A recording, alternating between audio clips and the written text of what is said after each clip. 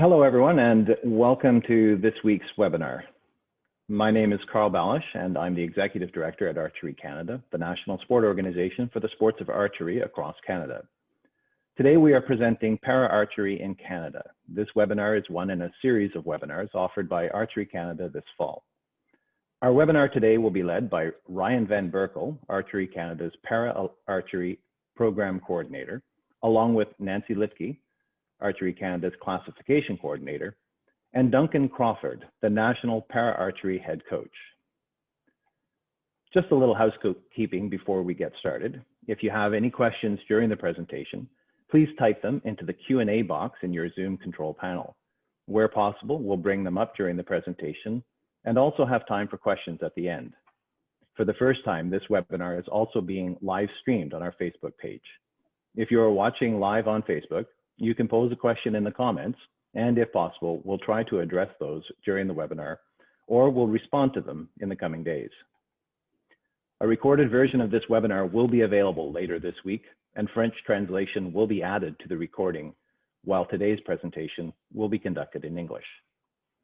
We will also make available the slide deck from the presentation, and you'll be able to find these on our webinars page of the Archery Canada website, located under Programs, along with the shared elements of our previous webinars.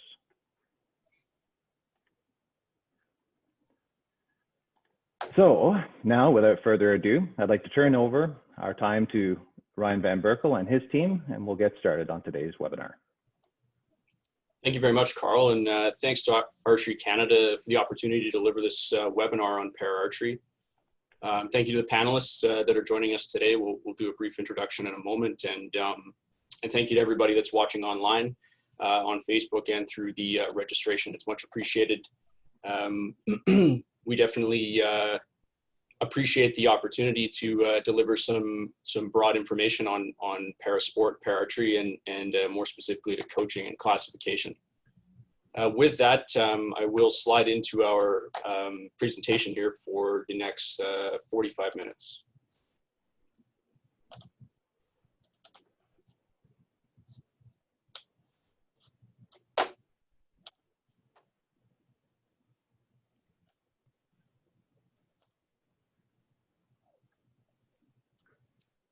So as noted, some brief introductions of the panelists and myself as moderator. I'm currently the National Program Coordinator. I've been in this role since 2013. I've served as National Team Manager, serving in the role for the 2015, 2017, and 2019 Para World Championships, the 2016 Rio Paralympic Games, and the 2018 Pan American Championships for both the para and able-bodied teams. My career, I'm currently serving as the Executive Director of Archery Manitoba and been in this role since 2012. Since then, and prior to that, I was the former Technical Director and Program Manager for Sail Manitoba and Manitoba Wheelchair Sport Association. In those roles, leading para-athlete development in wheelchair tennis, adaptive sailing, wheelchair rugby, and wheelchair basketball. As far as multi-sport games development and integration of para-athletes within the sports system, I've also been involved with Manitoba Games as a Manitoba Games technical delegate, Canada Games mission staff, and host organizing committee member. I'm also a trained instructor of beginner archer coach and have some coach background in sport of sailing. Our panelist, Nancy Litke, is our Archery Canada classification coordinator. Nancy's got an extensive background in physiotherapy and physiotherapy clinical education, spanning 40 years. She's served as committee member and president of numerous physiotherapy associations within the province of Alberta. Her involvement with World Archery is as an international classifier, and we'll touch on classification later in the presentation, but it's a ruling and officials-based system specific to para within our sport. In addition to that, Nancy works as a trainer and facilitator for classification. She's also been involved with the World Archery Para Committee and Classification Committee member. She was part of the Rio 2016 World Archery Medical and Sports Science Committee, attending the games in relation to anti-doping.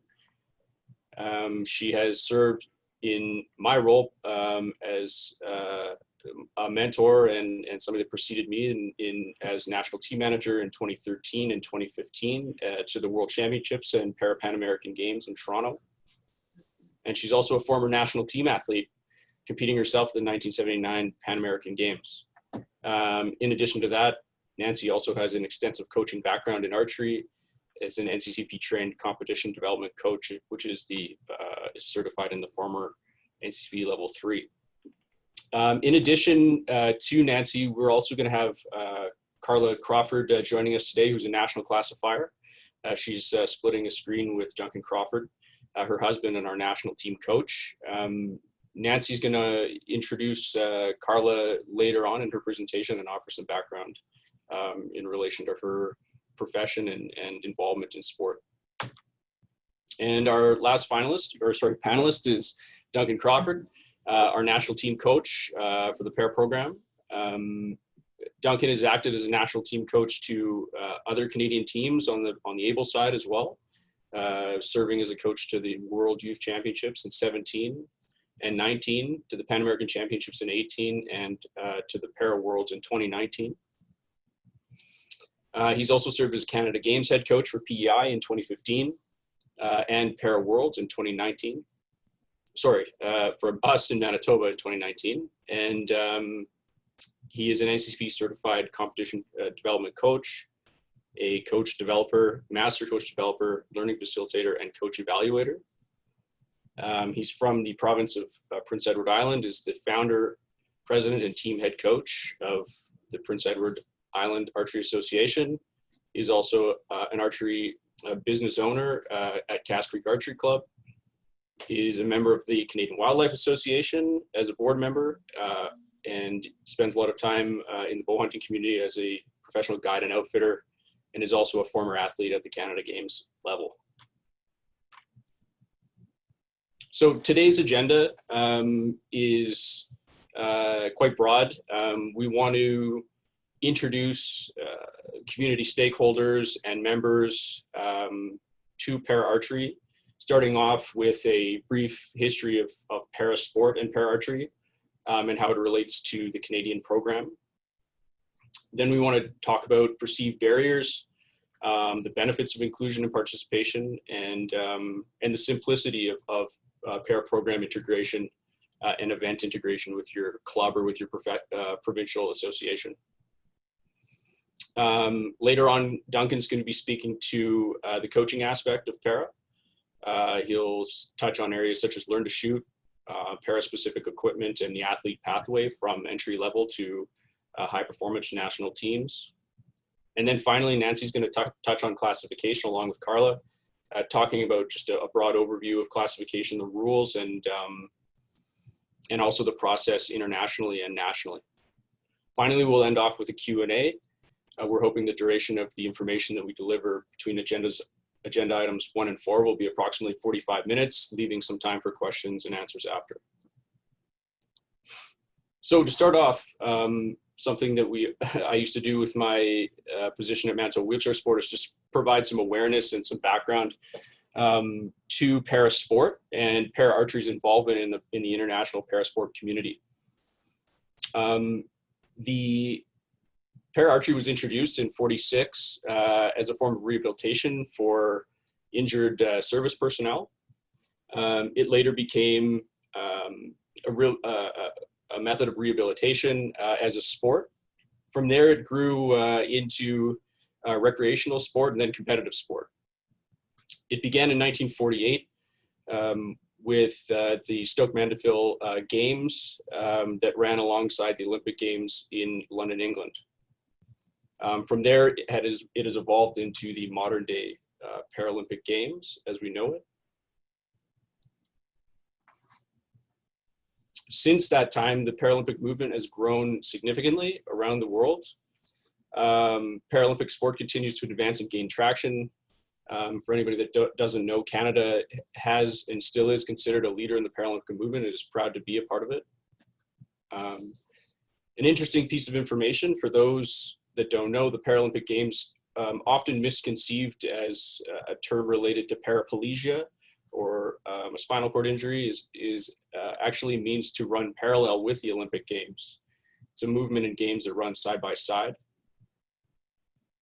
As noted before, the Games has grown from a small gathering since post-World War II in England to become one of the largest international sporting events today. The Paralympics has grown from 400 athletes with a disability from 23 countries in 1960 to thousands of competitors over 100 countries in more recent years. Archery has been included in the Paralympic program since its inception in 1960. Outside of the Paralympics, we've seen significant growth within Para Archery internationally. Participation has increased from roughly 180 athletes in 2009 to over 290 at this most recent World Championships in 2019. The attitude and the mandate of Para Archery at the international level has shifted from an inclusion movement based on social inclusion and development to a high performance sport. The Para Pan American Games were formed in 1999, and archery has been included in 2011 and 2015, showing growth in other multi-sport game areas. And something we're seeing within some within some international sport, but more specifically within archery, there have been an increased number of para athletes competing in international and professional able-bodied competitions. We're seeing an increased number of para athletes selected to strong able-bodied national teams, including Canada, USA, Italy, Iran, and others. So to offer just a brief history of national and international para archery from a Canadian standpoint, Canada has had significant success at the World Championship and international level over the past 40 years. Canada has qualified athletes to all but one Paralympic Games since 1960. Team Canada has won gold at the Games in 76, 80, and 84. In more recent years, our highest achievement at the Paralympic Games was a bronze at the London 2012 Games. In 2 appearances of the Pan American Games, the Para Pan American Games, we've had significant results with a gold and silver by Kevin Evans and Bob Hudson in 2011, and more recently by silver by Karen Van Nest at the Games in Toronto in 2015. At the World Championship stage, current national team member Kevin Evans has won the event both in 2007 and 2009. So now that we've just touched on a couple kind of key areas of the broader sport community within para, we want to direct our attention towards para participation locally at the provincial level, some perceived barriers from the delivery perspective. So for any club or provincial sport organization that may consider running a para program. And then also we'll touch on some areas within the athlete perceived barriers, as well as the value of participation and facilitation. So often within the para community, for anybody that's looking to deliver or is not delivering, but may choose to do so, there may be a lack of understanding or awareness due to how people, or regarding people with a disability. And that's not surprising. There's a very small population of people within Canada that have a disability. Based on recent stats, 4.4 million Canadians live with a disability, and current studies indicate that as low as 3% of those individuals may be willing or be participating in regular organized physical activity. So just a key point that while as a club facilitator or as an organizer, you may think it's difficult to bring awareness to a program. That's very true, that the community itself is quite small. Just a personal story and something I experienced as a challenge from a provincial sport perspective in regards to sailing. In the early 2000s, the Canada Games made the 2.4 class of sailing part of the Canada Games, and it mandated provincial sport organizations to start recruiting and developing athletes with a disability. And this was a significant challenge for sports that had been predominantly focused on able-bodied athlete development. And so this can be perceived as a challenge for sure. You know, who do you communicate with, and how do you do that? Can be perceived as a difficulty for organizers, whether you're a club or a provincial sport organization. Lack of accessible facilities. Often organizers are concerned that they don't have the appropriate facilities for para sport, and that's a fair assumption. Often outdoor ranges won't meet the accessibility standards. But as we'll talk more about later in solutions, there are often inexpensive solutions to increase accessibility. While they may not bring a facility up to accessibility standards, in my experience, participants with a disability see effort made to increase accessibility as an act of inclusion. Limited access to information and resources. Archery Canada's website is a go-to for para resources within Canada. There you can find information on our programming and contacts. Beyond that, stakeholders such as myself and the other panelists are available to offer guidance on any questions relating to para, connecting you with people within the community that can help. There's a significant amount of information on para sport and para archery available online. Following this presentation, we will provide you with a list of resources developed by national and international para sport partners for your reference. Another often perceived perception by people delivering is that maybe your club or your program doesn't have para-specific archery equipment. But in most cases, the current equipment inventory, whether it be entry level or higher, is transferable to most people with a disability. And we'll touch a little bit later on the seminar about certain disabilities with upper extremities and the need for adaptive equipment, and how that can require some more customization. But for the most part, this is not a barrier. Your average everyday program equipment can be utilized by people with a disability.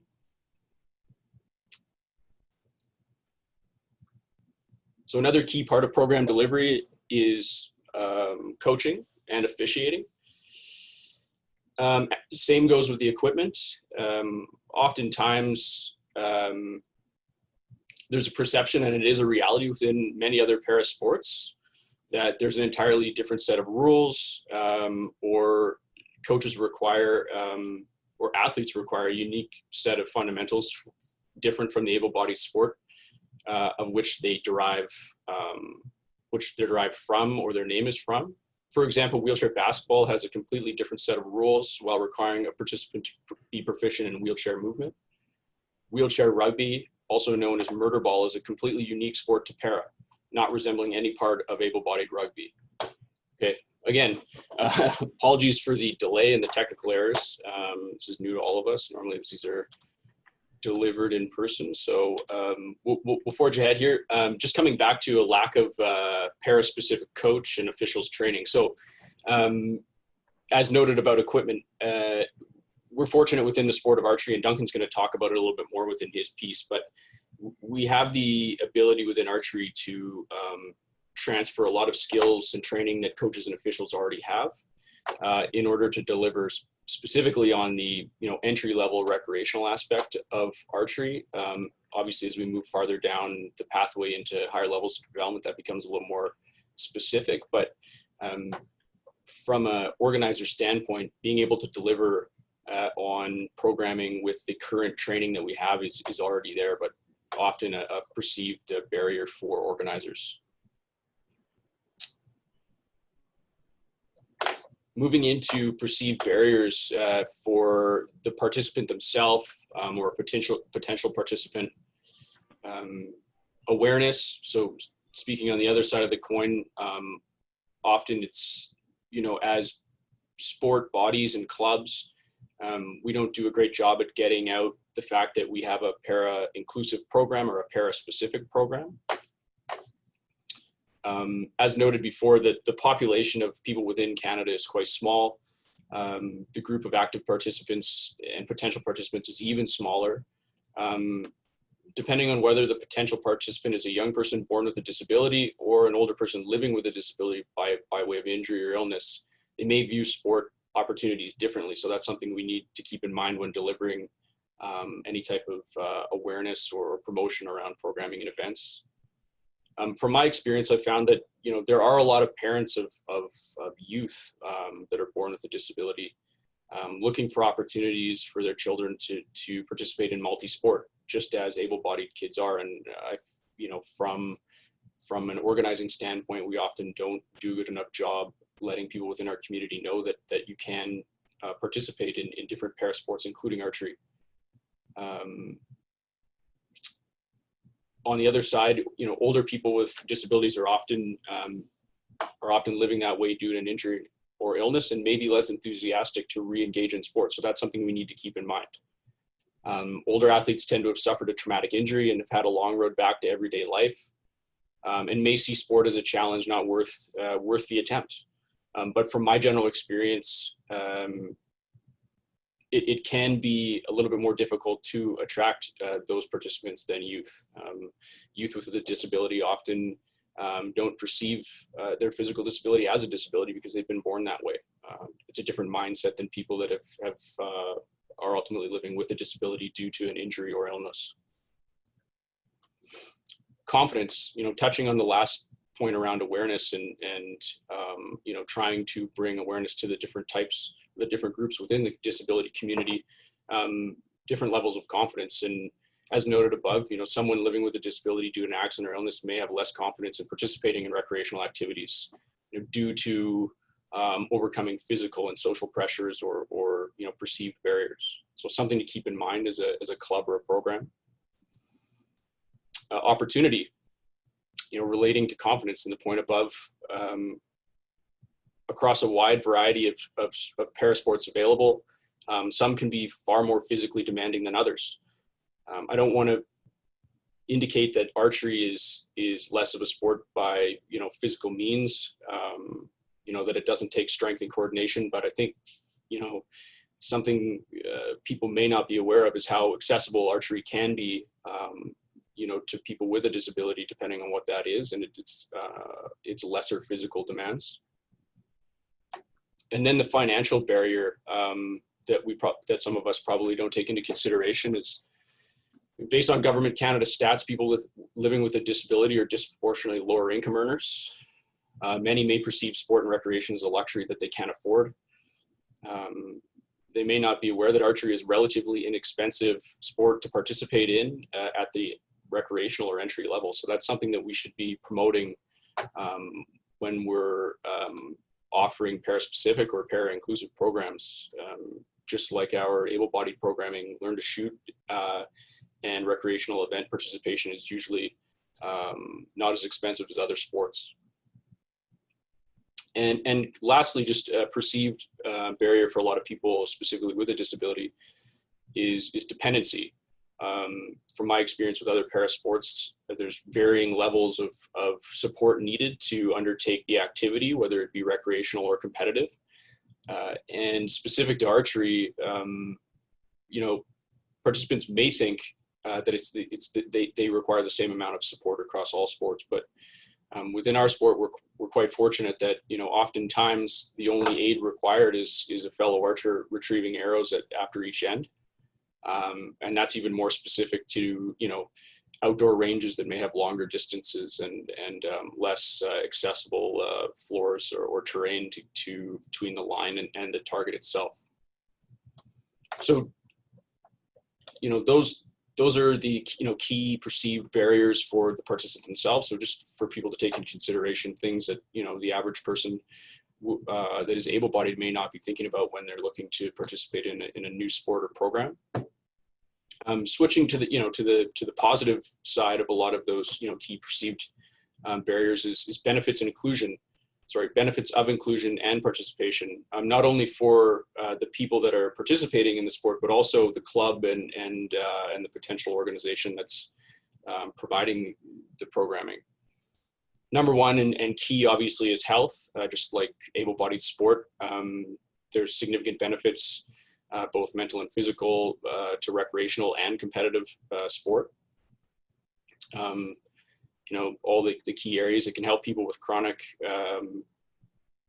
disabling conditions, improve their stamina and muscle strength. And this is really important within the para community.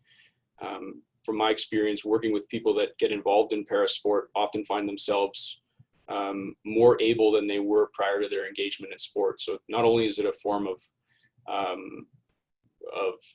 competitive or social engagement, it's also a form of rehabilitation, or it can be. It reduces symptoms of anxiety, depression, it improves mood and promotes general feelings of well-being, as it does for people of able body. It helps control joint swelling and pain associated with arthritis, and can help reduce blood pressure in people with hypertension. And I think we need to take into consideration that, you know, people living with a disability are in most cases more sedentary than people that are able-bodied. They may not be as active, so the benefits are twofold for somebody that gets involved in parasport.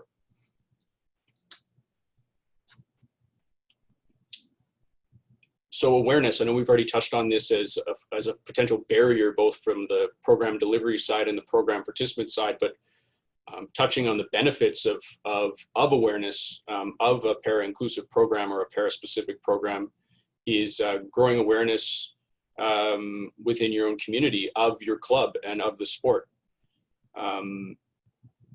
You know, generally this starts off at the most grassroots level. You know, we would encourage that, you know, if you're able to provide para-inclusive programming, that you share that with your members, whether that be provincial, sport organization level, or club. Often people will share this information with family and friends and colleagues that they may know with a disability. Outside of the more, you know, grassroots awareness, get in touch with disability sport organizations. There's lots of support non-for-profits out in the community that help people live and assist people with a disability. On top of that, there's medical practitioners, physiotherapists, and rehab hospitals where people are actively working to get healthier and maybe interested in doing things outside of rehabilitation. And then sport partners, Archery Canada obviously being a key partner, your provincial para sport or wheelchair sport association, your provincial sport funding body. So here in Manitoba, it's Sport Manitoba. And then another key one that, you know, it's worked for Manitoba para sport organizations that I've been involved with is working with other provincial sport organizations to share para programming resources and communication. For example, the Manitoba Wheelchair Sport Association basketball team that was kind of slowly losing traction and members decided to, you know, communicate and promote within the sledge hockey community and promoted a summer-winter mentality towards sport. So, you know, when we think about youth with a disability, we need to think the same way we do about able-bodied with a disability, in the sense that, you know, kids need multi-sport, and we can provide that through partnership. Coach development. For coaches, any coaches in your club or your PSO that may not yet be involved in para, para opens some doors. Coaches can get involved in an alternate stream. You know, given that it's a smaller stream, there's a significant opportunity to get involved with athletes moving towards national, international levels. So the coaches there, from a learning and growth standpoint, there's potential and obviously real potential to get involved in archery at a higher level. And then again, tied into awareness, partnerships. You know, if you don't think you have the financial resources or the abilities to promote para inclusion or a para specific program within your organization or your club, para initiatives and para programming will provide opportunity for para specific grants through community and sport partners, and as well as awareness to the sport in general and to your club, which could create growth and drive some revenue, which can help the club in general.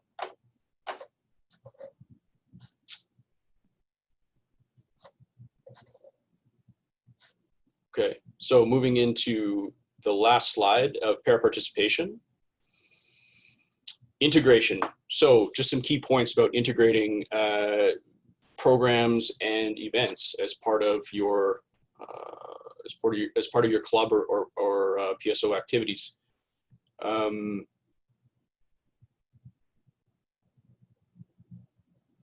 the archery tournament format and the competition format is highly transferable or is already laid out. As mentioned before, like coaching and equipment, archery itself doesn't require an entirely different set of rules or tournament format, or an entire group of para athletes specifically to be able to exist. It can coexist within the able-bodied tournaments and events that you're posting at your club. In addition, and something to keep in mind too, I mean, there's a lot of national resources and events that para can be tied into through these channels, and that's national events such as Male Match, Canadian Indoor Regional Championships, and the current ASA Challenge. Para archers are eligible to participate. Equipment, and I'm going to leave this area for Duncan as a coach to touch on more specifically, but for para archers without a disability to their upper extremities, so archers in a wheelchair or standing archers with a leg amputation, the use of the everyday equipment is there. So if you have a learn to shoot program that provides equipment, para often is not something that is a barrier and is something that is easy to integrate into the program. Coaching is also very similar to equipment in the sense that it's highly transferable, as noted before, and I'm going to let Duncan speak to some of the specifics around learn to coach and coach development. Range and officiating, such as coaching goes, there's little to no changes necessary to be able to accommodate para athletes within your events. There's some key considerations to space given and things that are clearly laid out within the rule book, but from a convenience standpoint, inclusivity of para is quite simple. And then talking about just the pathway, we all know that for able-bodied archers and athletes, there's a clear pathway from getting involved in learn to shoot up to provincial development to the national team program. And para is aligned for the most part, despite all of us not being aware. Para athletes at the youth stages are eligible to participate in provincial team programs, provincial multi-sport and national multi-sport games such as the Canada Games. And accessibility, and this is something that is a perceived barrier and can be a little bit of a complicated area depending on where you are situated in the country and your community, but there's some very simple solutions to para inclusion around accessibility. And when we're talking about outdoor ranges, often indoor ranges are not a challenge. Obviously, most indoor facilities are retail sites or sport recreational sites that are mandated to be to accessibility code. But as far as challenges, sometimes it's delivering on the outdoor ranges in rural areas or areas that are not set up to be easily accessible by a wheelchair. But again, some simple examples of how we've made a range in Manitoba more accessible is considering small changes to bathrooms, or if a rural range is using for example, a porta potty, you can rent an accessible porta potty alternatively at little to no more additional cost. Also, take into consideration parking. A lot of outdoor ranges don't have official parking lots, but designating para parking or handicap parking within your range closer to the line and to the setup area. And accessibility outdoors can be a challenge. Talking about setting up bathrooms or portable bathrooms, or setting up parking spaces, for preference and easier access. Putting down something if it's a gravel or grass range, putting down plywood sheets or some mats just to accommodate para archers to be able to freely access the range without any assistance is something to take into consideration. So as far as para participation goes, that concludes my section. We'll be moving into coaching, and I'd like to introduce Duncan Crawford, our national team coach. to take us away. Thanks, Ryan.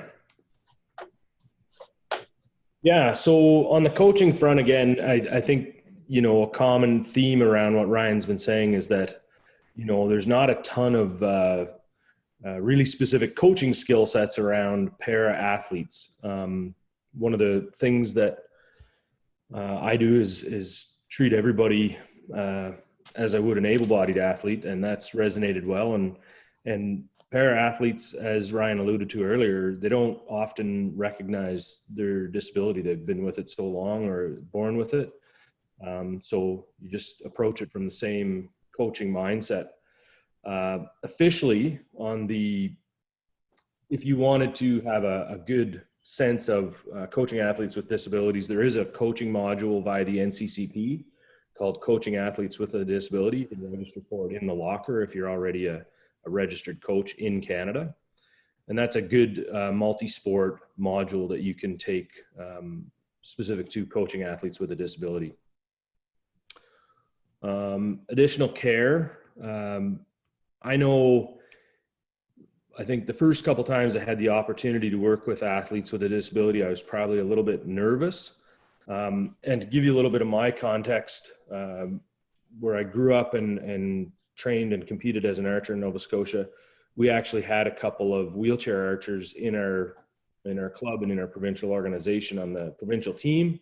So from a very young age, I had the opportunity to work with athletes with a disability, archery athletes with a disability. And one was, he would be a masterclass wheelchair male, shot recurve, as I did. And the other one was a young guy who was a compound archer. And I had the opportunity to work with them within a team setting for a number of years. And quite frankly, as a provincial team, they were just fully integrated. There was no special considerations aside from helping them, with normal things like maybe getting in and out of the team van or whatever when we got to a venue. So right from an early age, I've treated archers with a disability basically the same as I would an archer with able-bodied. Again, many of them prefer to be entirely independent, don't want any special treatment, be respectful of that. They often have a family member, care worker, or agent to assist. We've run a number of events with Parasport and Rec PEI, and they tend to have staff and other helpers that come with them. You don't need to dote on them. You don't need to give special attention. And really the key there is communication. And I start all of my coaching sessions, whether it's a beginner class or a para-specific or para-centric class, I just say, like, if you need anything, please let me know. If there's something that doesn't feel right, doesn't fit right, isn't working, just say the word and we'll take a look at that and make a necessary adjustment. Understandably, you do get into some unique form items. A good coach looks at the whole person. Obviously, biomechanically, people with varying degrees of disability are going to have different body types, different musculature, bilateral development issues. You have to consider that. I'm a huge advocate for low bow weights when you're getting somebody going in lessons. And again, you have to, consider the long-term athlete development model in any coaching that you do, whether it be archery or anything else. And look at that person as an individual and develop a form unique to their disability. And again, communicate, work with them. It should feel right. It should feel comfortable, and they should develop. Often the more you get to work with that athlete, the more cohesive you get as a unit. Organization. If you have that potential, we run an open lesson format on Saturdays, and it's wide open. We have kids and adults alike. We have, people on the spectrum. We have athletes with a disability coming in. We just get everybody on the line and shooting. It's archery. It's open to everyone. If you have the opportunity to communicate ahead of time, like if we're doing a para sport tri-archery event, I will often ask the people that coordinate that event, give me a sense of who's coming and what their perceived disabilities are. And that could be everything from obviously amputations, wheelchairs, tremors, visually impaired items. There's a number of different things And all of those people involved in para sport or recreation are very open to talking about any abilities or disabilities. So again, communicate and be open-minded and be helpful as much as you can. Next slide, please.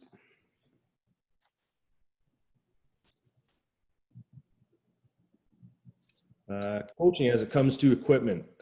Generally speaking, when you go to a major para archery event, the equipment and the athletes involved, look much, if not entirely the same as an able-bodied event. More often than not, in the early stages, most of your potential para athletes or athletes with a disability don't require any adaptive equipment. So in my range, I have some very lightweight recurve bows in left and right hand. I have a bunch of Genesis bows that we use, which of course are common in the National Archery in the Schools program.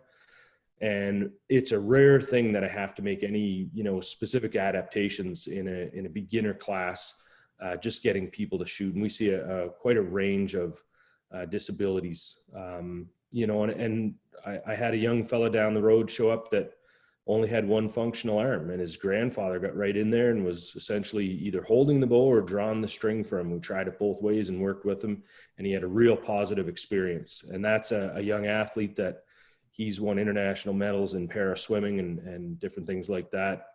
Being open-minded and making sure they get an opportunity to participate is really important. Having a great selection of equipment and light bow weights is really key to their enjoyment. When we get into adaptive equipment, it's an amazing aspect as a pro shop owner and as an archery coach, as a developer of para archers. I love seeing the various levels of innovation that do adaptive equipment available to coaches. And I've had the great pleasure to coach and work with Kevin Evans, who's on this as well. And he's developed some incredible and world-class adaptations. Being a para archer and having to build some of this stuff for himself, he's helped people all over the world. There's the range of equipment is unbelievable. Releases and stools and seats and different things like this. And I know Nancy's going to touch on adaptive equipment from a classification standpoint later, so I'm not even going to go down that road. Once you start developing an athlete from the beginner stages to, mid-level or high performance athlete, that's when you really start looking at things that are going to allow them to progress to whatever level they want. And we've had to be really creative. We've worked with local colleges and welding programs and various stakeholders locally and internationally to develop these tools. Support aids at the recreational level.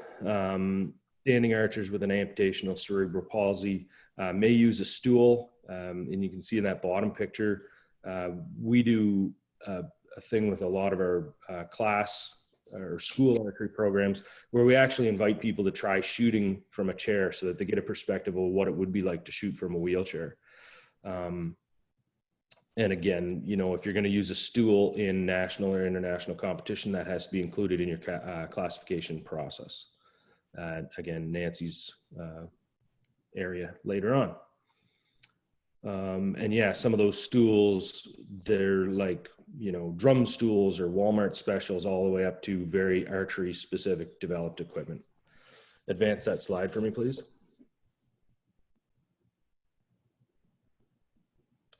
Yeah, so we're gonna just run you through quickly a whole bunch of different items. These are mouth tabs. You'll see it both on compound and recurve archers, and it's usually a leather tab that's wrapped around the string and sewn on, and the archer obviously bites it, draws. You can see their anchor is very similar to a handheld or mechanical release anchor point, and they simply relax their jaw much as we would relax our release hand, and the rest of the process is exactly the same as any other release. Next tab. Release brace. Top right, we see Kevin. Bottom left, we see Stutzman. Bottom right is an archer from South Africa. Again, all, Matt, bottom left, has no arms. So he has a strap system that goes around his body, clicks on, and then uses a back tension or hinge style release. Kevin, top right, has built a ton of release aids for different athletes, and he uses his chin and some back pressure using his draw shoulder to activate the release. And the South African archer actually has a release. You can't see it in the frame, but it's a thumb button release down at his waist, and it activates the release. Next slide, please. Equipment and prosthetic and elbow straps. So bottom left, Reese Lytle, one of our athletes out of Alberta, he can't raise his draw arm elbow. So he has a brace very similar to Kevin's, but he's still able to use his index finger to trigger the release. Top right is Shelby Smith, another archer of ours from Alberta. You know, just below her elbow is where she has a missing limb. So again, a very specific prosthetic brace, but otherwise the actual release mechanism is virtually identical to Kevin Evans, where it's a chin activated hinge. And we see quite an elaborate release system on the Slovakian archer bottom right. So the amount of innovation and the varying degrees of engineering that go into some of these releases are pretty evolved. Next slide, please. Yeah, so athlete pathway. I touched on this earlier, but in Canada, we have to consider the long-term athlete development of all athletes from start to finish. This is entirely transferable to para development, very few considerations. Key always is to build good habits. I have, you know, very young archers that come in, and I don't know what their future in the sport is going to look like, but I want to make sure that the habits and the processes and the style of shooting that they're going to undertake is aligned with international competition. There's little to no value in you know, doing something that we're going to have to change down the road if they take a notion to be a high level archer. And that opens the door for pathway progression. So again, getting them involved in some of the events like Ryan talked about, male match, regionals, they're competing right alongside with able-bodied archers.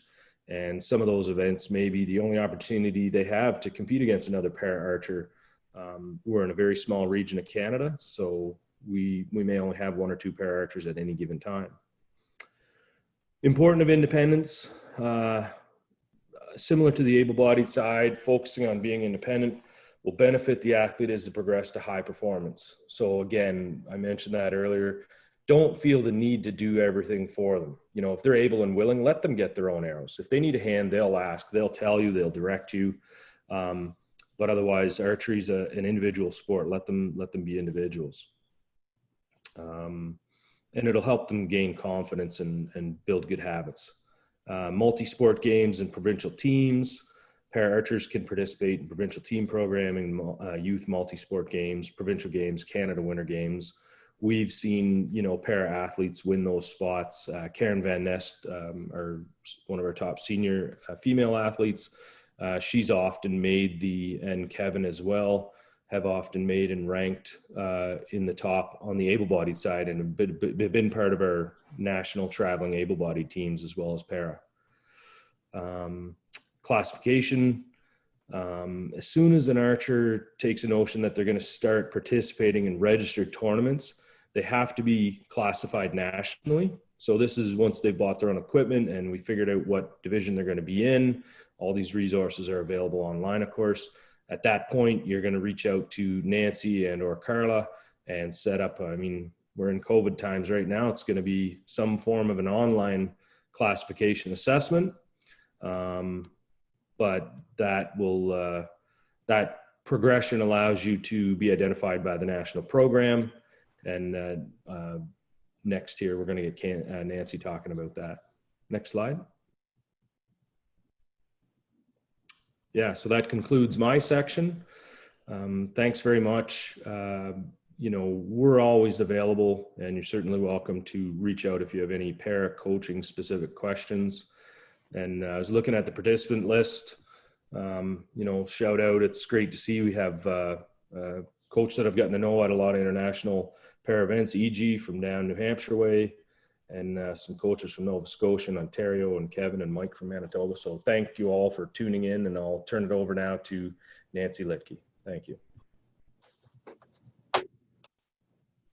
Hi, everyone. Yeah, so we've had some really excellent information come through from Ryan and Duncan. I'm going to just skim through the classification information because it's something that you need to do once the coaches and the athletes have decided that they are going to be going forward and doing some form of more competition and getting more involved at a provincial and national level. Carla, who is sitting there with Duncan, is my national coach or national classifier colleague. Carla is an OT and has an occupational therapist, and has joined the national classification team over the last year, and has been involved with me in these unique times trying to do some virtual classification. The good thing about this is Canada is a huge country and there's only 2 of us, so it's very hard for us to cover everyone. And even in non-COVID time, the use of virtual tools at a national level have opened the doors to us to be able to classify a lot more archers nationally than we would any other way. If you're going to go on to an international classification, it's much more specific. It will be done in person and at specific international events, but I'm not going to cover the international stuff at this point in time. What you need to understand is the purpose of classification is to try to level the playing field so that there's some equity among the different types of disabilities. Next slide, please. There's a few different classes that archers would be classified into based on their evaluation. The classifier, who are all medically trained individuals, will assess the abilities function, or the athlete's function, okay? So it's not entirely based on a diagnosis. It's actually based on the functional ability of the athlete to compete. So the most disabled or most impaired athlete would be classified as a W1, wheelchair 1 archer. And they have a limitation in 3 limbs, so both legs and an arm, and in their trunk. So it's not someone who has three limbs that have amputations. They may, but they also have to have a balance problem or impairment in how they can sit and balance in their chair, okay? And they can shoot a compound or a recurve bow. There's a picture there. A W2 is a wheelchair archer who competes in the open division, so competes with the standing archers, but they have, they're a paraplegic or a double amputee, for example. So they have little or no limitation in their arms, as both Ryan and Duncan have talked about. They shoot basically normal standard equipment. They don't have a lot of the adaptations that potentially your W1 archer might have.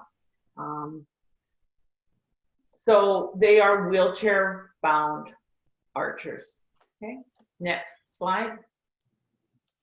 A standing archer is an archer who may use a stool and at times may actually sit in a wheelchair or another stool, but they have pretty much full function in their lower limbs, or they're able to stand without any serious significant assistive devices, but they may have some impairment in their upper limb.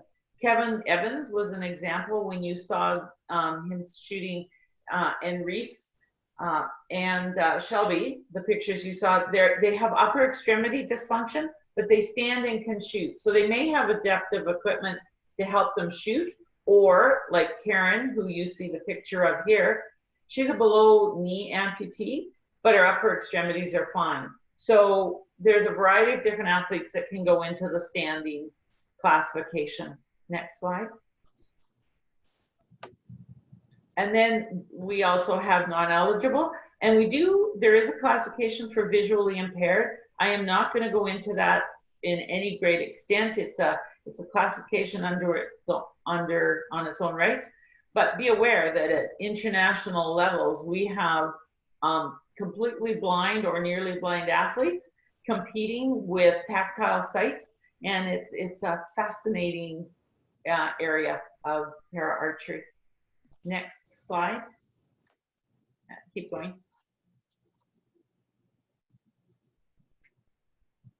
Okay. So you, and we'll slip past this to the slide. You can be confirmed or you need to have a review status. Nationally, we're not going to do that quite as much. That's more related to an international classification. And if there's any questions, you're welcome to contact either Carla or I.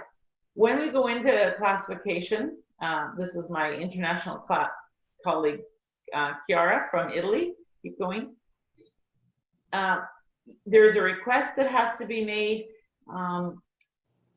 and nationally it will come to, I would prefer it came to Ryan, so that Ryan was aware as the para coordinator, who will then forward it on to Carla or I to organize the classification.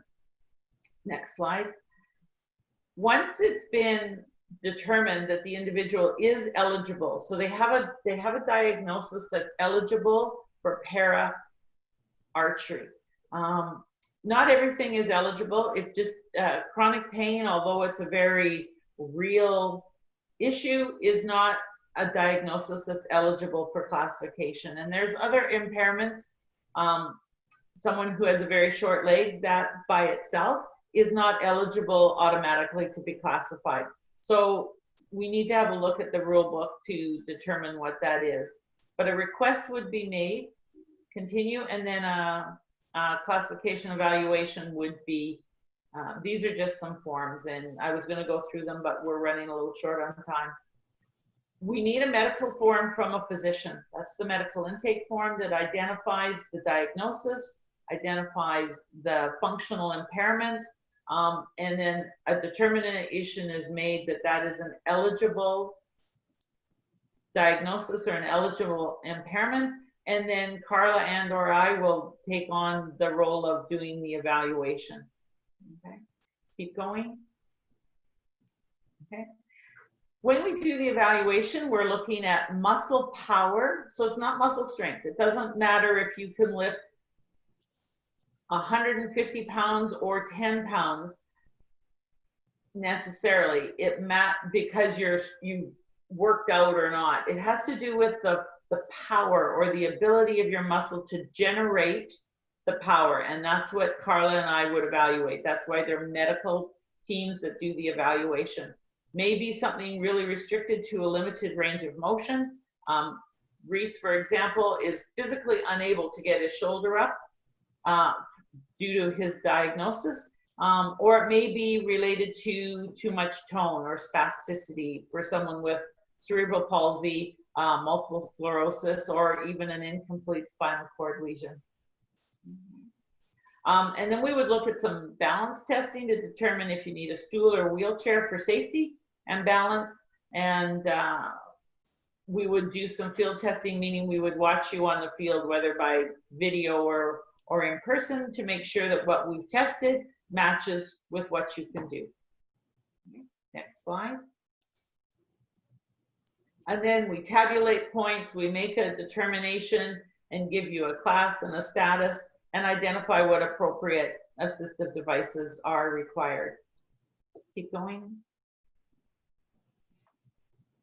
Okay, and we'll just whip through. You will be given a classification card that identifies this, that you would then show at any tournament or event to identify to the organizers that you are in fact have been classified, and this is the division, shooting division that you would shoot in.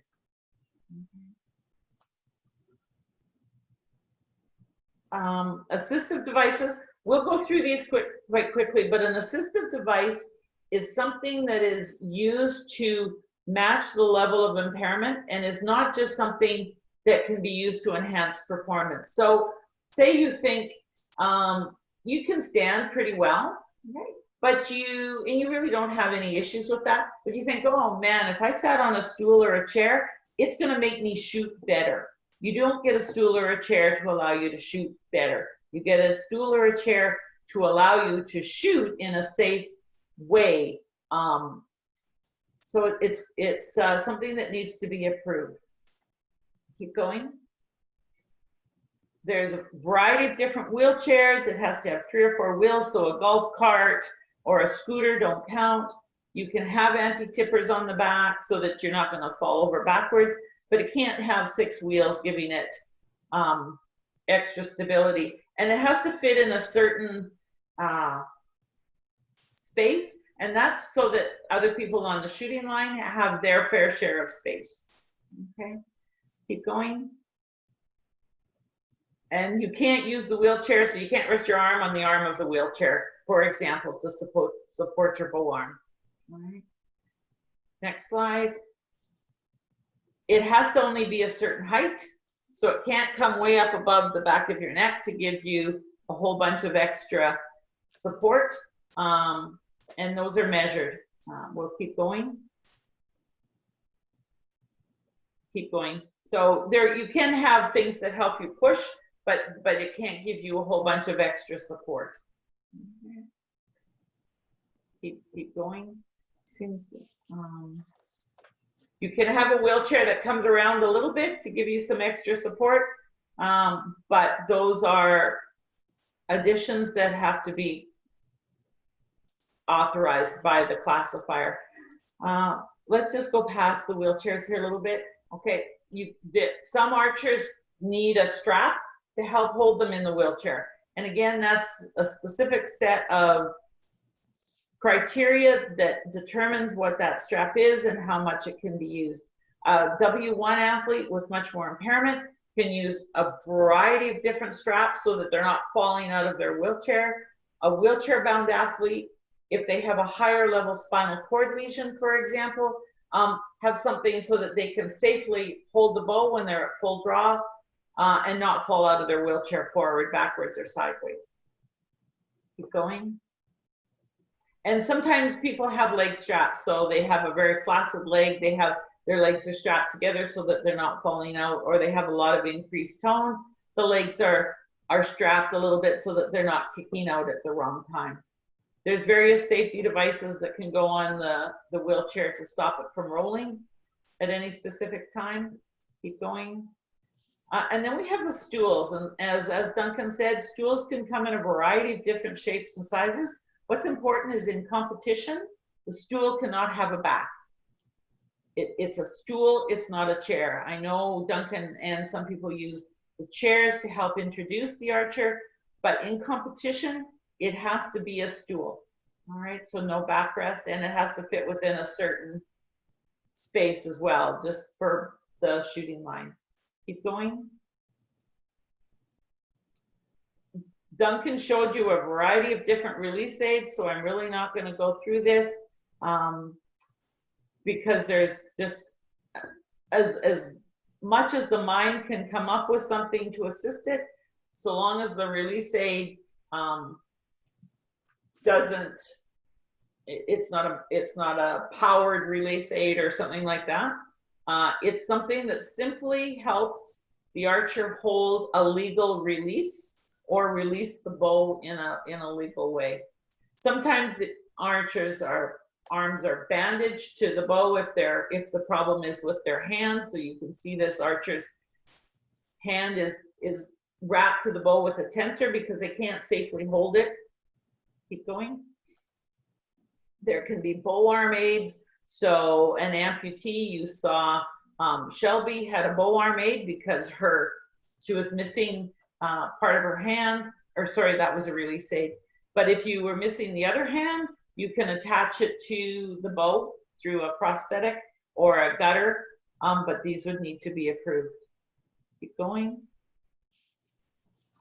And there may be splints required because the person can't keep their bow arm straight or their wrist straight. And again, these would be for safety and based on the functional impairment. Keep going. If you have a short leg, you might have a block underneath one leg to balance you out. okay, so that your hips are more level.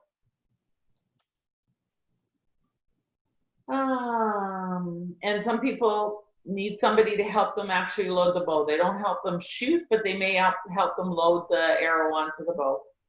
And that would be called a shooting assistant. Versus, keep going, an agent, who is someone who would go down and get the arrows and do the scoring. And that's allowed, an athlete's agent is allowed in both para and able-bodied events, and is not something that needs to be classified. Keep going. And I think that's the end of mine. I just see one question here. In which class would an archer shoot who is blind in one eye and paralyzed in one arm and draws with teeth? Well, that archer would be classified, they would have to shoot, they wouldn't qualify for VI or the visually impaired status. They would be classified probably as a standing archer. The blindness, it's based on acuity, and if you can see through one eye, you can see here, and so that would not be a visually impaired archer. That would be, my guess is, a standing archer. Okay. Ryan, I know we've gone over, sorry, and I apologize, I skimmed through that really, really quickly, but both Carla and I are, you know, available for direct questions, and through Ryan to discuss classification with anyone who's looking to be classified or determine if they are able to be classified and start them on that path. But you can't compete as a para archer in any recognized event unless you've been classified at the both. I think every province has agreed to this, as well as, of course, national events. So turn it over to you, Ryan. Thanks, Nancy. Thanks very much. And my apologies again for the technical error that pushed us over a little bit, but I think you know, both you and Duncan offered some great information on, you know, on coaching and classification in a broad manner. And again, as offered by both the panelists, please feel free to, you know, reach out to us for any more specific questions, whether today or in the future. We're going to move into the Q&A. There's a chat box available for attendees to ask questions within the Zoom application, and additionally we have some questions that have come across on Facebook. I'll touch first on a question that we've gotten from Bay Ranch in Cooking Lake, Alberta. I'm not exactly sure what that is, but being from Alberta originally, assume that it's somewhere in rural Alberta. A question around you know, having a pre-existing youth program that's open to everyone, and wanting to promote the program to people with a disability in the community. And I know we touched on the slides a number of different you know, potential pathways for promotion and gaining awareness, but I would suggest that the first place to go is to the Alberta Archery Association. And let them know that, you know, your club is para-inclusive. Often the PSOs, the provincial archery associations, have club contact listings, have Facebook pages and news feeds and newsletters that I'm sure that they would be more than happy to help promote para-inclusion. In addition to your provincial provincial archery association, I would highly suggest talking to, and it varies from province to province, but it's either indicated as a wheelchair sport association or a para sport association. In Alberta, it's the Alberta Wheelchair Sport Association. So I would suggest reaching out to them and letting them know that, you know, within your region, you're able to provide programming to people with a disability in archery specifically. I'm sure that they would pass it along through the similar channels that the Provincial Archery Association would. Outside of that, just touching on some of the things that we, you know, were discussed in the slide was, you know, those two partners could more than likely help you promote, but even just independently, you can promote within, you know, rehab facilities and hospitals in your given area, school divisions, rec departments, and other sport associations that have para programming if you're looking to get some multi-sport engagement. So thank you again for that question. I think this is key to not just to para archery, but para sport in general. Accessibility and awareness is something that's lacking, and often we find as soon as people do know it's there is increased participation. We got a second question on Facebook in regards to Soldier On, the Canada Valor Games, from Full Draw Archery No Limits in Nova Scotia. We have had some partnerships and communications with Invictus / Soldier On. It is a great channel for increased awareness and promotion of provincial sport or provincial archery. One thing I would like to touch on, though, and it does relate to the classification process, is the Invictus Games has a different set of eligibility criteria than we do as Archery Canada and World Archery. So something to keep in mind, though it's a great opportunity to connect with people in those programs.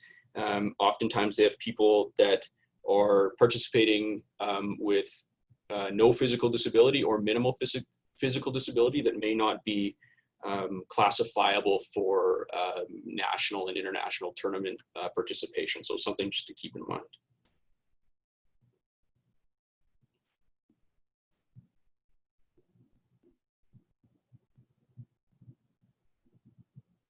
So Duncan, there's a question via Facebook from Anna. She's asking if we could share a pathway for a person that's interested in becoming a para-specific coach. Yeah, there is no specific pathway for a para-specific coach. You can log into the NCCP locker and it will actually give you the archery coaching pathway. So it's a fairly logical progression, obviously. Instructor beginner, instructor intermediate, intro to competition, competition development. Those are the 4 key. Once you're a comp dev coach in archery in Canada, you're essentially eligible to coach any event, including major international events. If your specialization or interest is in para archery, then I would say pass your information along to Ryan, and then we have you on our list of para eligible coaches, because it often happens that, we have a potential para archer pop up in an area, and the first thing we're doing is looking around to see who as a coach we could team them up with. We have para archers in every province in Canada, and since my time with the team, we've seen our team grow significantly. So as a national team head coach, despite all these great new innovations and online coaching options, there's still a massive amount of value in connecting an archer with a local coach, even a club coach. And, if I can help them with some of those para-specific questions, I certainly will. But yeah, great to see that you have a specific interest in para coaching development. Ryan, it's just Nancy. I just want to add a little bit with the Invictus game, because it has at times caused us a little bit of challenge. The Invictus games and the classification that they use recognize quite appropriately for their intent and their mission things like PTSD and chronic pain and more non-physical impairments. Para archery, to be eligible, it is a physical impairment meeting very specific criteria. And so make sure you just check with us before you just assume that someone who has competed even internationally in the Invictus Games, before you assume that they are eligible to compete in para archery.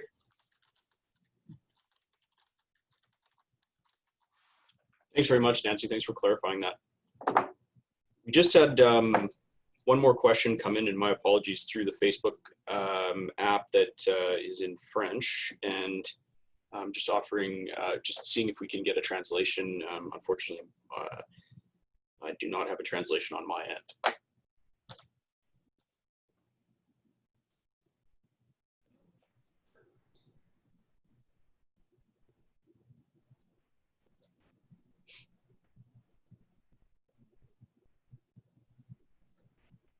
Carl, can you give us a quick translation on that? I think she's saying it's a good presentation, but yes, I've replied to her. So the presentation will be translated and provided in both official languages after the webinar is completed.